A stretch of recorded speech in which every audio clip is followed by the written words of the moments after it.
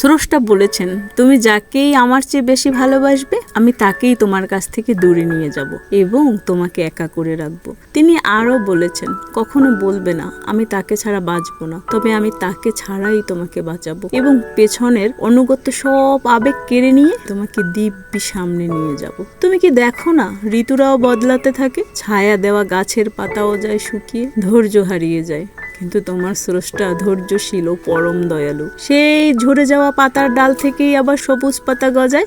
তুমি কি দেখো না, তোমার স্রষ্টার এই নিদর্শন, যে মানুষটাকে তুমি নিজের অংশ ভাবতে, সেই মানুষটাই একদিন অচেনা হয়ে যায়।